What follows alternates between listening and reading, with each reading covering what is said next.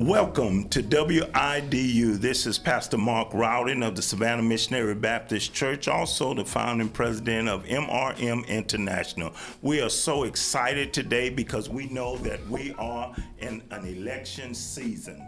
And I know we hear it all the time, every time there's an election, this is the most important election there is, but I promise you, with the climate that we are experiencing across our nation and in the world, this is a very crucial election year.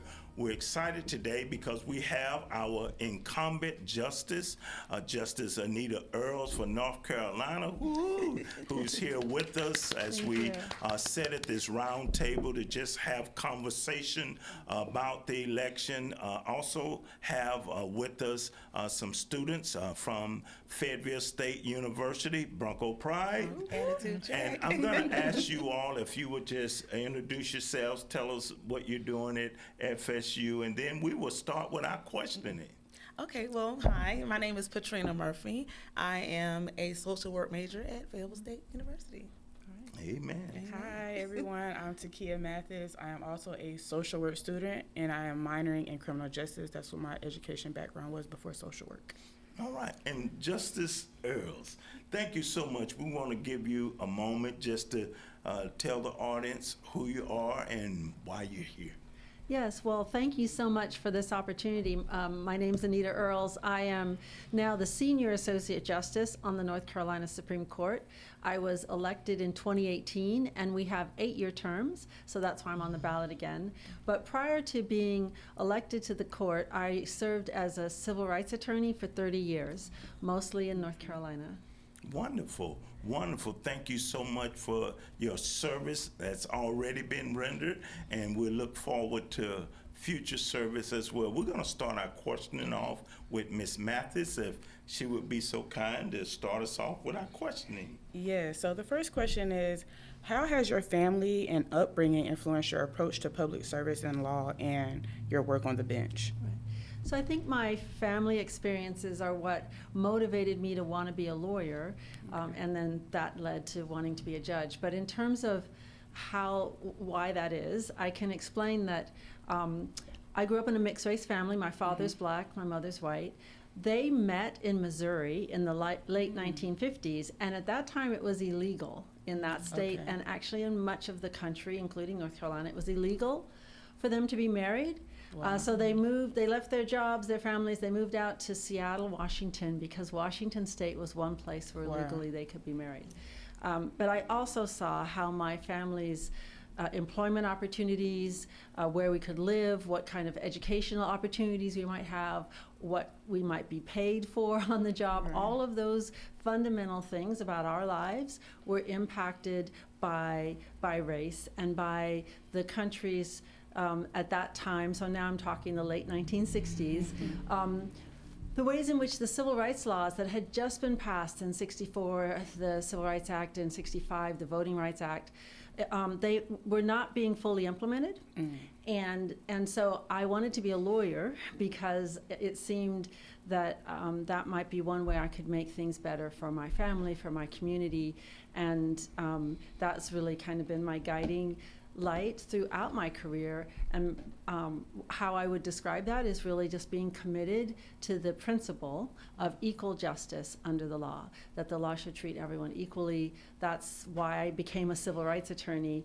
And then when I saw in 2016, it seemed to me that the federal courts were not going to be as open to protecting rights.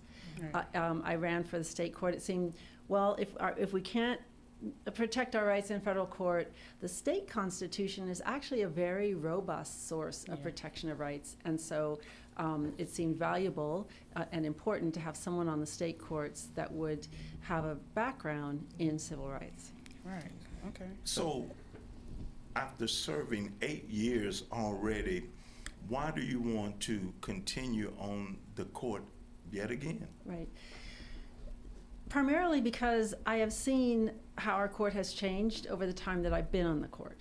So when I joined the court, and actually I've served under 3 different chief justices now. At one point in my term earlier on, our court was 6 Democrats and 1 Republican.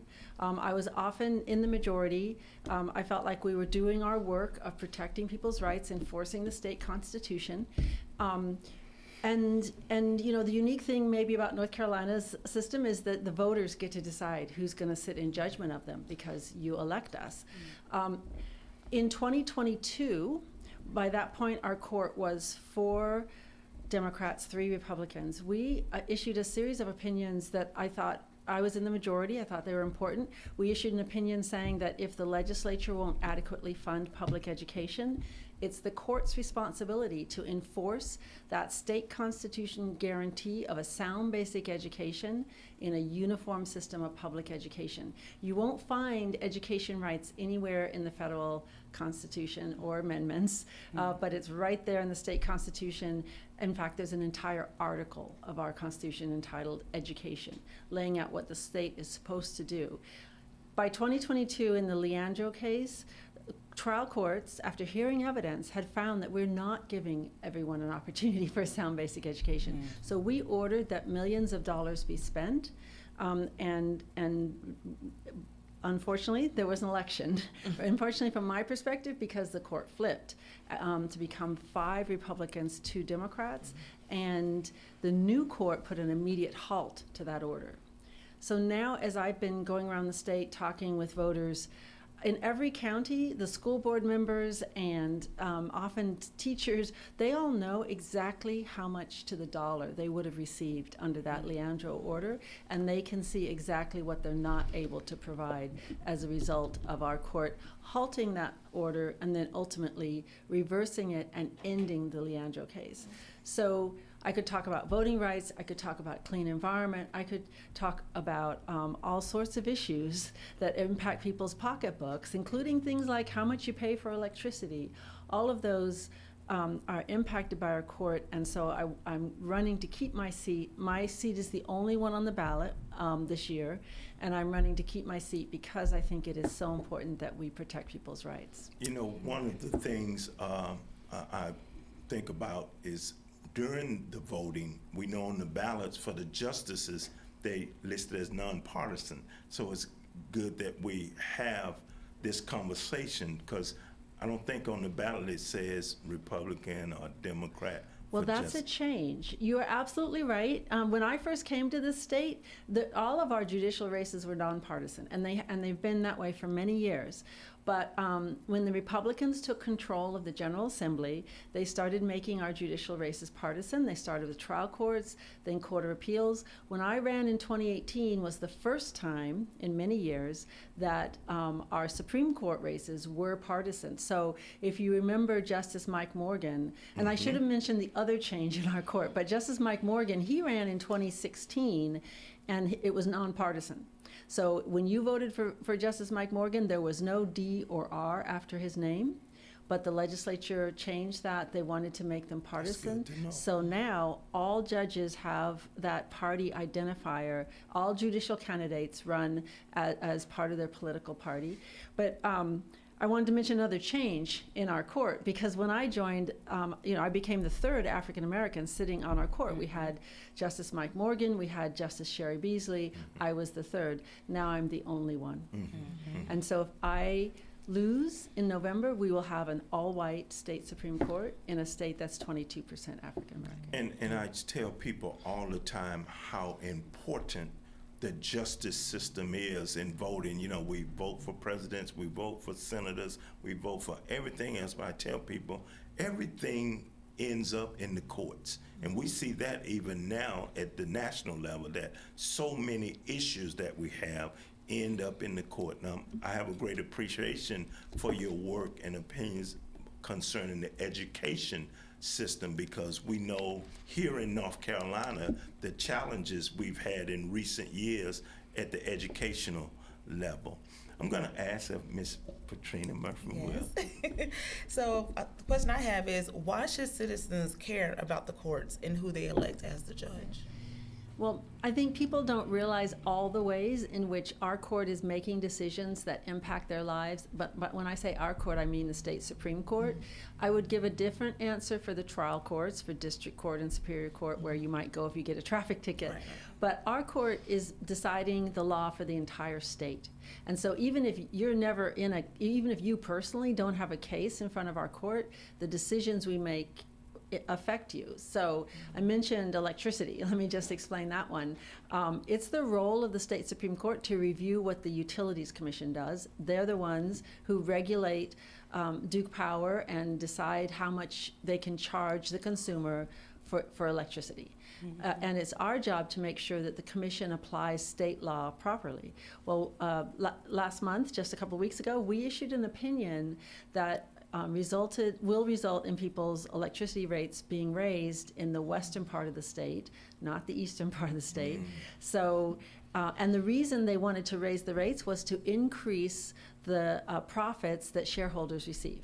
So to go from 9.8% rate of return on the investment, so shareholders would get 9.8, we're already getting 9.8%, raise it to 10.1%, which may not sound like a big raise, but actually is many millions of dollars. And what it means now in North Carolina is that people in the western part of the state will pay more for their electricity than people in the eastern part of the state. And it also means, for example, if you say your electricity bill is $124 a month, 26 of those dollars go to the shareholders. And our state law says that we're supposed to take consumers' needs into account. We know that there are a lot of families who can't pay their electricity bill every month because the cost of everything is going up, right? And I think that the state law says set rates keeping consumers' interests in mind at the lowest reasonable rate, and rather than I think what the court approved. So that's important for people to realize that the people they're voting on for the court will decide not only electricity rates, but things like if you're injured on the job, will you get fairly compensated by your employer? If you're uninsured and you go to the emergency room and you're charged more by the hospital than insured patients for the same services, can you sue the hospital over that? The Republican majority on our court recently said, no, you can't. So a lot of ways in which and I can talk about voting rights and these kind of big picture questions, but and certainly everything about the criminal justice system is impacted by our courts. It's just, I think the essence of democracy is that people have the right to have a say in who makes decisions that impacts their lives. And we think of the executive, so we think of the governor, we think of the legislative, we think of the General Assembly, but courts as well. The third branch of government, without a doubt, are making decisions that impact your life. So I have a question, and you mentioned Constitution and you just mentioned voting rights. So let's stay right there for a minute. How does the judiciary help protect us as citizens, our constitutional freedoms and our constitutional right to vote? We see even now every state have differences how they do elections. California, for a good example, everybody don't agree with it, but that's the law. So how does the judiciary protect us constitutionally for our freedoms? Because some places you go, you don't have the same freedom, and as well as our right to vote. Yeah, great question. So I would say state courts are now across the country going to be even more important for protecting our right to vote because of what the U.S. Supreme Court did in the Louisiana Calais case, where the U.S. Supreme Court essentially gutted the Voting Rights Act. They've made it almost impossible to prove any kind of violation of the Voting Rights Act. And I just have to mention that not the most recent time, but every time I come back to FSU, I think about the time that I was here when John Lewis came, and in the auditorium there, he was speaking. This was actually back in 2018, now that I think about it, and students came and heard John Lewis, and to know that after he's passed, the Supreme Court has essentially reversed all of the advances that he dedicated his life to achieving is really heartbreaking for me. And so how are courts supposed to protect our right to vote? I'll give an example from the 2024 election in North Carolina, because you may remember that there was one seat up on our court. Justice Allison Riggs was running to keep her seat. Judge Jefferson Griffin from the Court of Appeals was her challenger, Republican challenger. She was the Democrat. And after all the votes had been counted, and I could talk about the process they had to go through to what they call chase and cure ballots. But once all the votes had been counted and canvassed and recounted, she won by 734 votes. But Jefferson Griffin wanted to throw out ballots. I remember.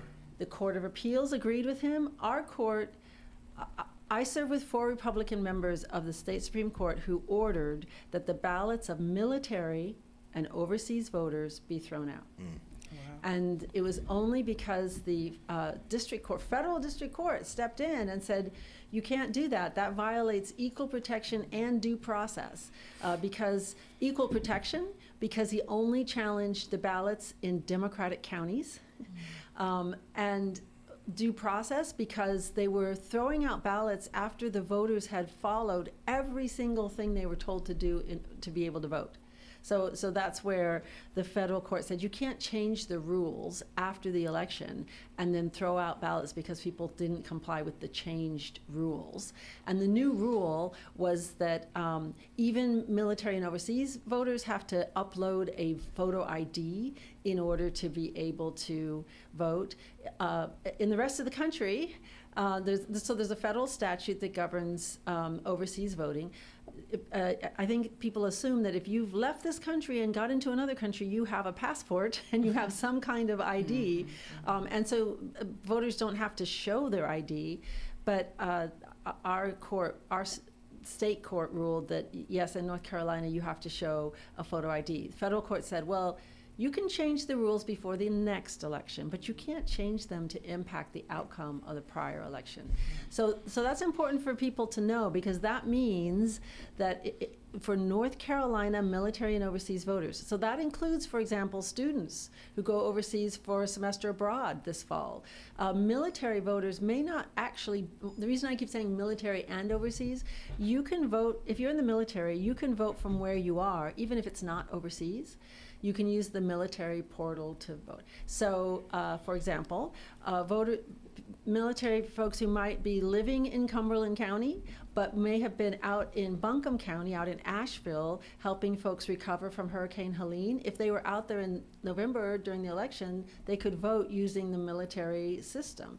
Those ballots would have been challenged because they were military voters. So my point is, just a public service announcement. If you're a military and overseas voter this year, unlike prior years, unlike voters from every other state, you're going to have to upload some form of photo ID in order to cast a ballot in 2026. And having served in the military and retired in the military, I can remember being overseas or in another state voting with no issues, and that's concerning to know that there's an issue. And I forget what state, but even in these primaries, I think they changed the rules in the middle of voting, and they was like, what about the people who have already cast their ballots? It was some challenges and issues with that. So that is concerning, and we're grateful for the enlightenment on how the system works. And thank you so much for making clear of the importance of the justice system. Ms. Mathis, you have another question. Can you explain to those who are unfamiliar with the court case known as Leandro, your dissenting opinion, and what our listeners should understand about it? Yes, so I talked about it a little bit before. This is the school funding litigation. It was a case filed by counties where they could not get enough money in property taxes and were not getting enough money from the state. They were not being able to provide a sound basic education to their students.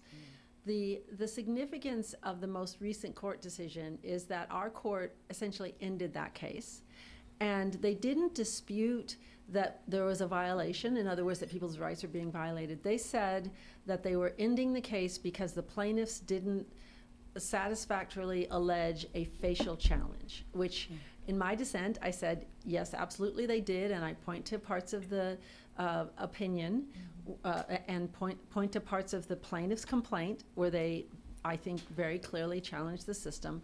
But more fundamentally, I think people, or in the opinion you hear in the majority, so the 4 justices who ruled this way, they argued that, or at least they make the point, that education policy is for the legislature, not for the courts. And my response to that in my dissent is to explain that, yes, of course, education policy is for the legislature, but this case was not about education policy. This case was about educational rights. And that's a very different thing. Yeah. And it is the role of the court to enforce the right to a sound basic education. And I draw an analogy to other rights that our courts enforce by ordering the state to pay money. For example, your property rights. If the Department of Transportation wants to build a highway across your land, you can go to court, and if you don't think they're going to pay you enough, you can ask a judge to order the state to pay you more, and if the judge agrees with you, to pay you for the loss of your property rights. So there's nothing unusual about enforcing rights, and I might add that the property rights are ones that our court has said kind of exist by due process. There's not a part of the state constitution that says you have a right to private property, interestingly. But there is a part, I mean, we all assume I'm fine with enforcing property rights. I have written opinions saying, yes, compensate those folks for the loss of their property. But we also have educational rights. And we owe it to our children and to our communities to enforce their rights. I like that about property rights. Does that give me a reason to wonder why my property tax is going up? No, I'm just Right, as homeowners, we need to know about these things. They tell you pay this much of property tax because of the value, but when you try to sell your house, they say it's not valued at that. That's not. I'm just saying. I'm glad you raised that, because the General Assembly has been considering several constitutional amendments to put on the ballot this fall, which you will get to vote on. One of them is whether or not to cap or make it harder for local government to raise property taxes, to put, and the problem there is that this puts our school system in an impossible situation, because we are taking money away from public schools through vouchers. We are not funding them through Leandro, so that we're not requiring the state to adequately fund schools. And if we say they can't raise property taxes, how can schools operate? Well, me for one, and Bishop can tell you, Carl Brinkley here at WIDU, a lot of times with taxes, I often hear, well, we're going to do a 3-cent tax. I have no problem with those kinds of tax, especially if you're going to use it for what you say it's going to be used for. For an example, if we're going to tax you 3 cents for transportation, then we should see improvement in transportation. So I understand the reason for the taxing, but again, is there something that regulates how much you can be taxed? And I'm just saying. Well, here's the other impact of putting brakes on property taxes. The only other taxing authority is sales tax. And so that falls most heavily on people who are least able to pay the taxes, right? People who aren't homeowners, who, so that means, poor folks are going to pay more in taxes proportionately than anyone else. And so there's, I think, real concern that we're structuring our tax system in a way that is unfair, and most unfair to people least able to pay. Ms. Murphy? Yes. So what would you say to the citizens who feel the justice system has not treated them fairly, or they don't think that voting matters? Right. So if there are situations where the justice system has not treated you fairly, I would say, first of all, that is why your vote actually matters so much, because you can you can decide who's in the justice system. And it's not only judges. We vote for district attorneys, we vote for clerks of court, we vote for sheriffs. All of the folks who work in the justice system are in some way answerable to someone who's answerable to the voters. I would say it, hopefully it would motivate you to want to be even more politically engaged. And I could talk about my own family's experience with not being treated fairly by a justice system, not in North Carolina, but out in Washington State. But more importantly, what I most want people to hear is no one should feel like their vote doesn't matter, because our elections in North Carolina are extremely close. I mentioned Sherry Beasley, who was appointed by Governor Cooper to be the Chief Justice. She was the first African-American woman in the state to serve as Chief Justice of our Supreme Court. Our court is over 200 years old. We've had a total of 7 African-Americans on our court. All of us are still living, so that tells you how recent it's been. But Sherry Beasley lost her election, so she ran statewide. She had to run to keep her seat as Chief Justice, and she lost by 401 votes. So that is essentially 4 votes per county. And I mentioned Justice Riggs winning by 734. That's fewer than 8 votes per county. In Sherry Beasley's race, 3.5 million votes cast. Justice Riggs, 3.6 million votes. That's a lot of votes to come down to just a few hundred. So it's absolutely true that even, and you know, we can look at a lot of local elections where smaller districts, smaller electorates, the margin is even closer. But when you think just how important every vote is, and I also would urge people to vote all the way down the ticket. A lot of folks will come, you know, they're paying attention to what's happening in Washington, D.C., because it's easy to get news about D.C. It's a little harder to get news about Raleigh. You hear about the U.S. Supreme Court. You don't hear so much about North Carolina's court. But I tell folks, the further down the ballot you get, the closer you are to your front door. You got to vote for all those offices. And voting is so important, more so in the justice system. I really believe that.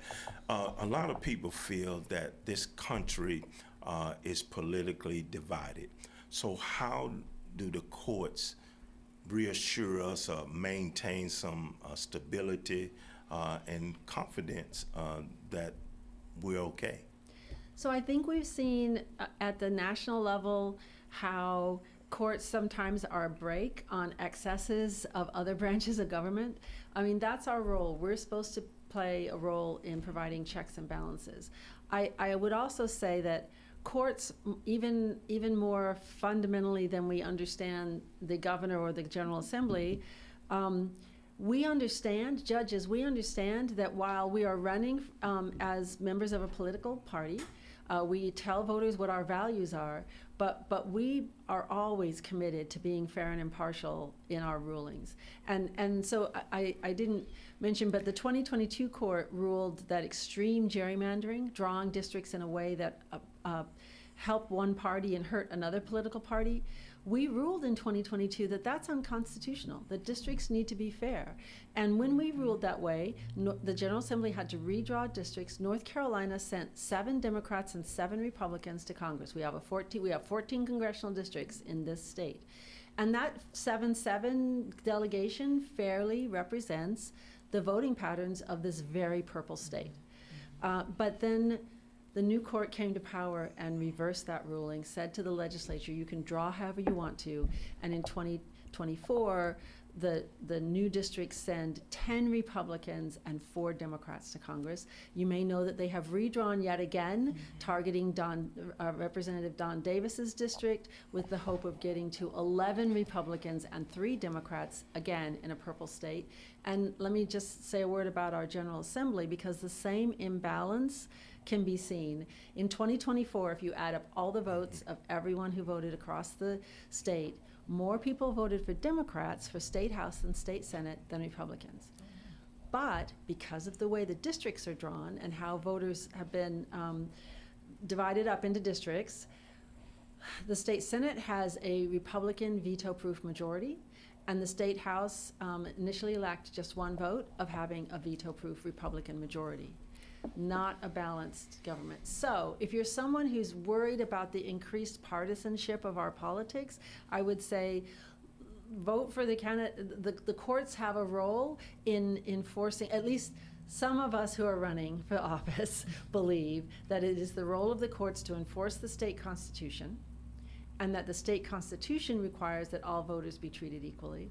And I think a path forward is to get back to a place where voters' rights are enforced. And that's why I asked the question about, you know, what can the courts do, because we see the gerrymandering and we can see something ruled in the courts, but yet it still happens. And that's why I say people feel politically divided in the nation, and we know we are. And I just believe if we go out and exercise our right to vote while we still have it, we will be okay. And we're grateful for justices who believe in justice, who truly believe in blind justice. And we believe that you have demonstrated such justice across the years. Ms. Mathis. So I guess I would ask, what gives you hope about the future of the American justice system? Well, I am really fortunate. As a justice, I work with people who've just graduated from law school as my clerks. I have, this summer I have 4 amazing law students who are working in my chambers from various law schools in the state. And I am so impressed with the I guess I would call it the next generation. And so what gives me hope is realizing that there are so many people who are willing to use their law degrees in ways to try to advance justice. So it is the young folks coming up, I would say, that is what gives me hope. Is there any students that you know of from FSU that may be participating in these opportunities or different HBCUs across North Carolina? Well, yes. So I know that in the past, FSU students have actually, even though they're not law students yet, undergraduates have participated in programs at our court. I do think it's much more meaningful for law students because that's the business that we're in. And I have students from, this summer I have students from North Carolina Central University Law School, and several other law schools across the state. But I think I'm always happy to come and talk with students. So, you know, if there's a student group that wants to hear more about our courts, I'm always happy to come and speak with folks.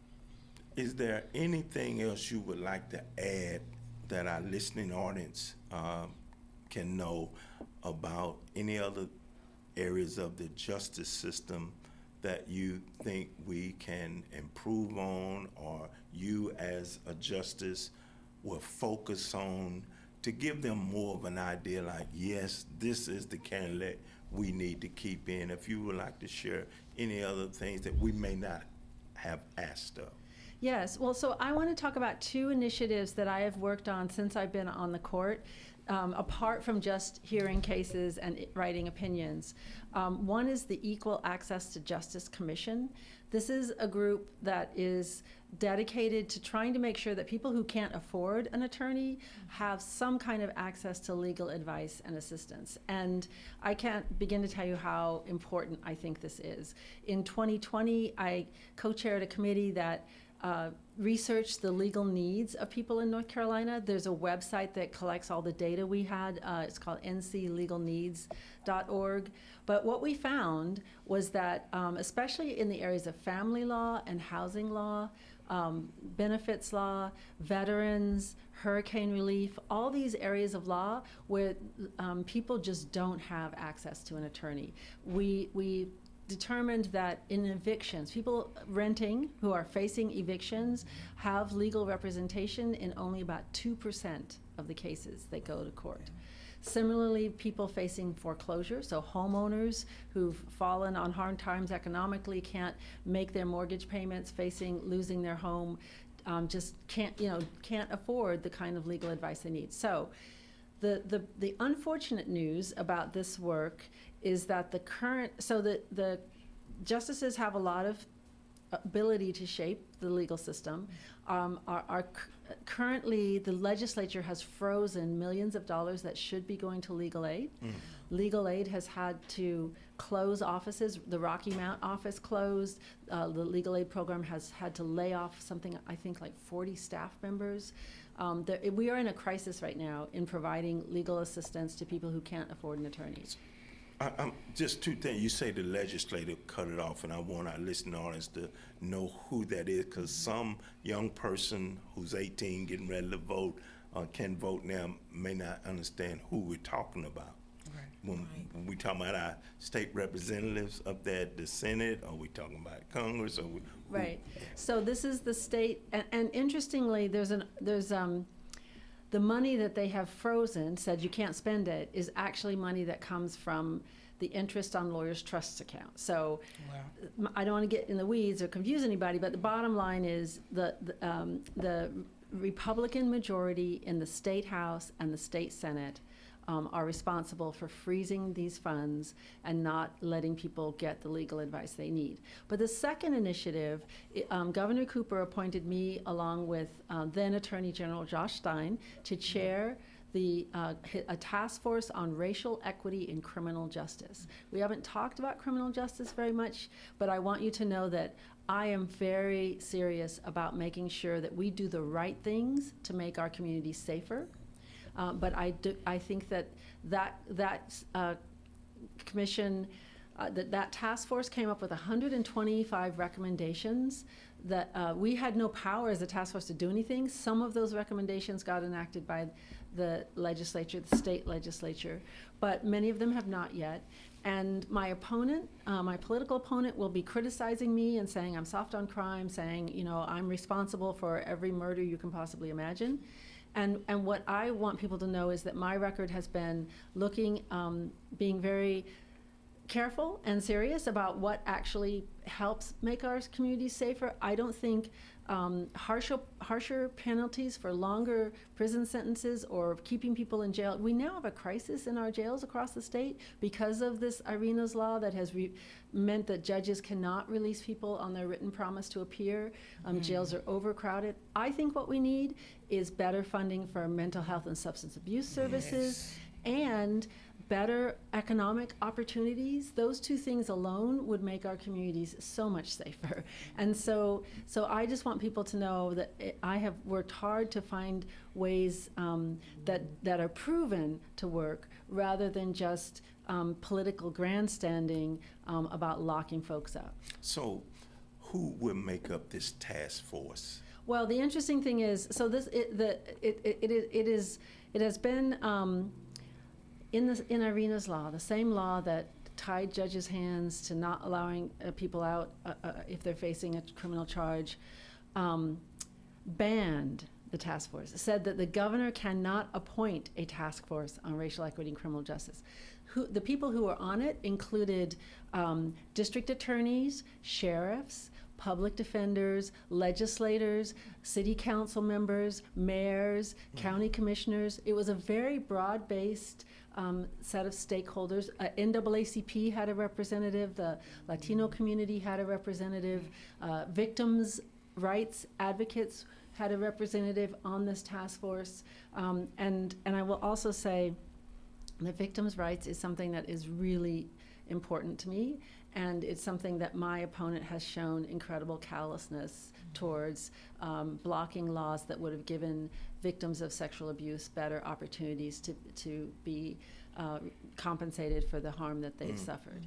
So I just want people to know that my record has been working to make sure that we do the right things to make our communities safer. So that first initiative, equal access to justice, what would the difference be between someone saying now I can get a court-appointed lawyer? Is there a difference between being able to get a court-appointed lawyer and this initiative? Well, yes. Well, so let me, first of all, the Equal Access to Justice Commission focused primarily on civil legal issues. So if you're facing a divorce, or as I said earlier, eviction, foreclosure, consumer problems, trust and estate. So maybe someone's died and you don't know how to, their property will be left. But the issue you raise about being represented in a criminal case, I was actually in Harnett County yesterday talking with a gentleman who, he's an electrician, okay? He's worked his whole life. He said, I know how to wire this entire building.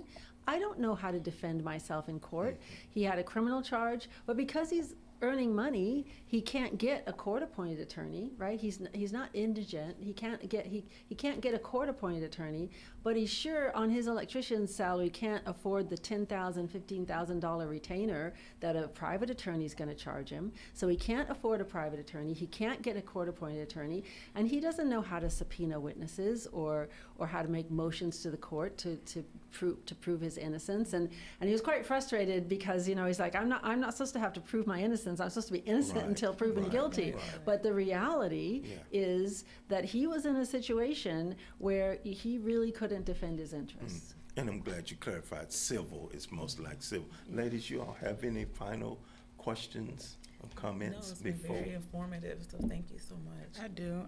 I want to ask, for people like me, like how can young leaders and advocates in our community and as future clinical social workers, how can we effectively use our voice to influence policy and community change?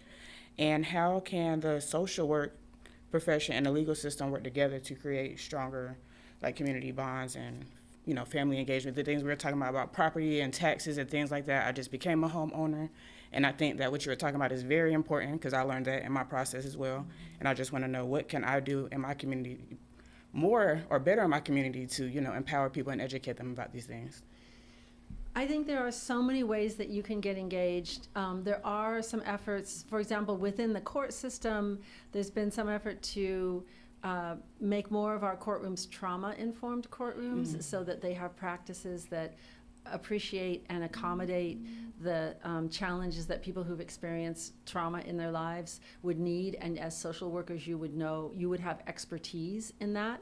But I also think more broadly, from my perspective, I think you can influence policy by telling the stories of the people that you are engaged with, right? Okay. Because I think that's what we've lost now. There's a sense in which so many people are struggling, but it's invisible. Yeah. Right. And I don't want to put the burden on someone who's already struggling. Sometimes people are great storytellers themselves and they want to tell their own story. But I think many other times you'll have a perspective on a situation that you're seeing, a common pattern that you're seeing in the community, and finding avenues to tell those stories, whether it's on social media, whether it's through an association blog post, like you probably know better than I do how your community is how they get their information and how to communicate, and I think we need to know each other's stories to begin with. You know, a social worker to me is like a pastor not in the pulpit. I'm serious. A social worker is all that they encounter. Oh, by the way, that's why I have my social work, not social work, but sociology degree at Fayetteville State University. Okay. I just didn't branch off to do social work. Okay, well, it's just the same. All right. But really, the work, and we have social workers. But sociology is very important to us as well. Absolutely, absolutely. Okay. That whole social mixture of things, and it is really good, and I agree wholeheartedly with Justice Earls that, you know, you all can have such an impact. You know, here I am in the pulpit. I have that audience in front of me. If I go out and do evangelism, whatever, it's great. But you all in the homes with people, with situations. And I tell people often, you know, as a pastor, you know, someone's sitting in church, they look good, they're smiling, but they're broken inside. You all are in the home. So thank you for addressing that. Well, let me give you one other resource. So the task force on racial equity I talked about, on that website there is a map, several maps that show where programs are being or it might be a little dated, but where programs are being tried in different parts of the state, programs like the trauma-informed courtroom I mentioned. So the website for that is, it's NCDOJ, so the North Carolina Department of Justice, ncdoj.gov/TREC, TREC. And on that page, you'll find these maps that will tell you where the programs are. Can you give that website again in case we have another student listening in? So it's ncdoj.gov/TREC, TREC. Thank you so much. Well, Justice Earl, again, we are so delighted, grateful, and honored and humbled that you're here with us. I know that it's difficult when someone is running a statewide campaign that you can't go to all of the places. We are grateful here in Fayetteville, that here in Cumberland County, that you have come to be with us. And one of the reasons we're grateful we did radio, because if you can't go to all these places, more people can listen in. And I know there are several who are listening in, who are watching as well. So we're so very grateful. As we close out, if you want to give us any closing comments, a great campaign speech, or what, however you want to close us Sell out. us, girl, sell us. It's your time.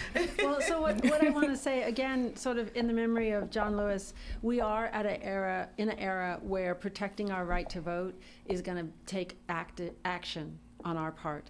And so I think student voting is especially going to be at risk. So I urge people to realize it must matter, otherwise they wouldn't be trying to take it away from us, right? So check, if you're not registered, please register. Check your voter registration on the Board of Elections website. And also, there's also a registration repair program. You've got to double check to make sure you're not in that category.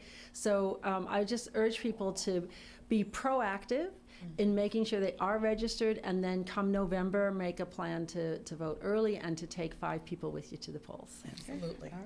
Awesome, awesome. So again, I want to say to our WIDU listening audience, those of you who tuned in with us on Facebook or YouTube, thank you so very much. We pray and hope that something was said that will inspire you, encourage you, and yes, even challenge you in this election year. Again, to our honored guest, Justice Earls, we thank you so much. Until next time, as I always say, peace and blessings.